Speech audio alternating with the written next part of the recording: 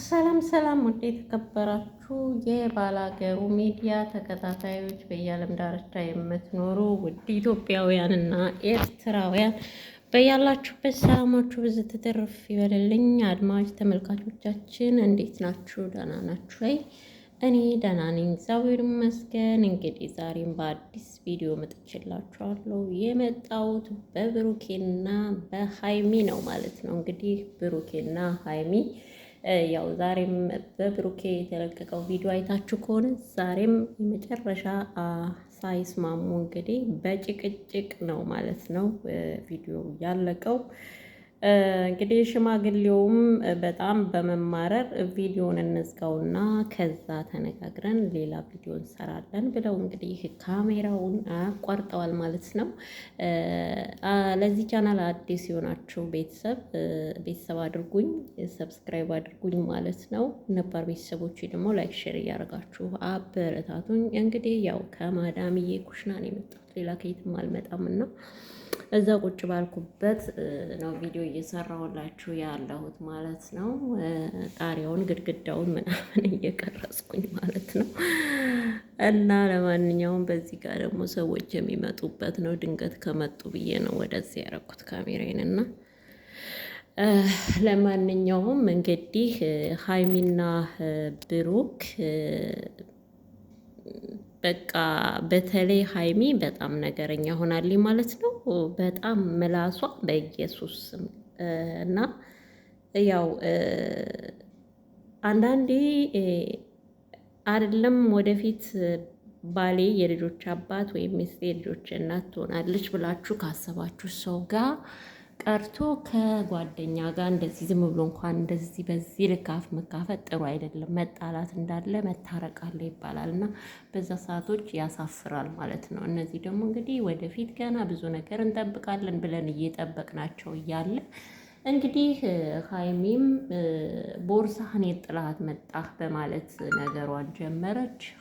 ብሩኬም እንግዲህ እንዴት እንደዛ ትያለሽ ብሎ ያው እሱም የራሱን መልሶች እየሰጣት ነበረ። ለምንድን ነው የምትቀኘው?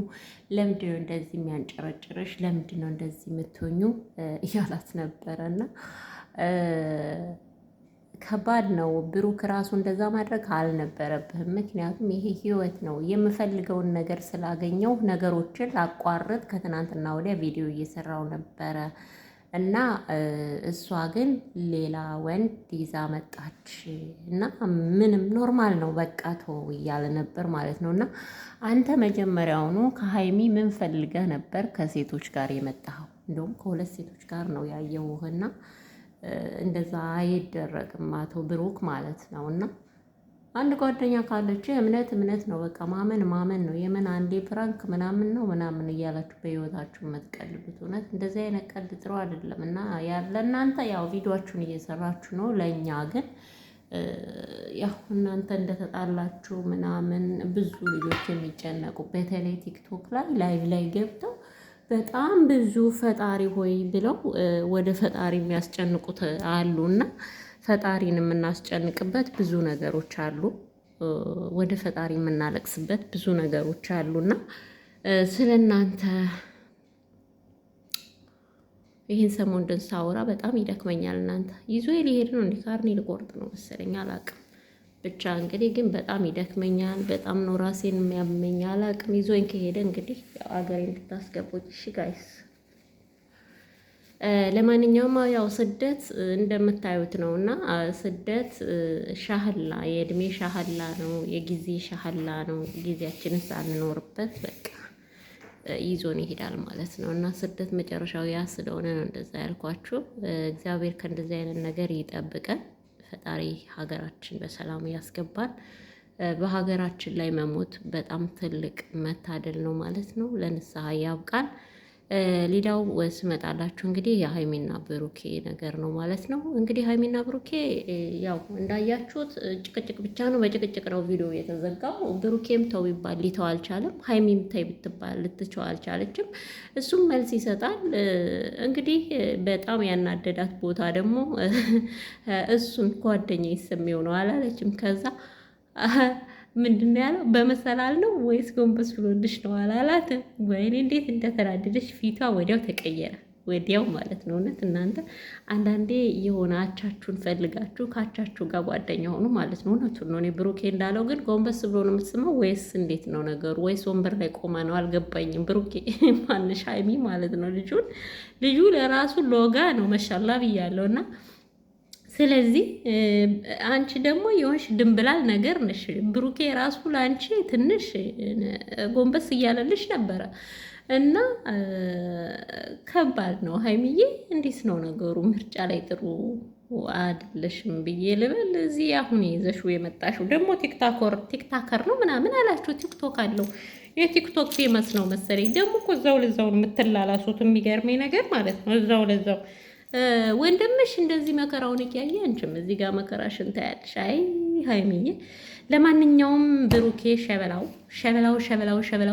ነው ብሩኬ እንደሆነ ያው የሚፈልገውን ነገር አግኝቻለሁ ብሎ ይቅርታ ሊጠይቅሽ ነበረ። እንግዲህ ያው ይቅርታውንም ሳይጠይቅ እኛንም ይቅርታ ጠይቆ ያው አንቺ ከሌላ ወንድ ጋር ስትመጪ ቪዲዮን ዘግቶ ወጥቶ ነበረና ዛሬ ላይም እንግዲህ ተዋት፣ ስለዚህ ሌላ ህይወት ጀምራለች፣ በቃ ተዋት እያለ ነበረ።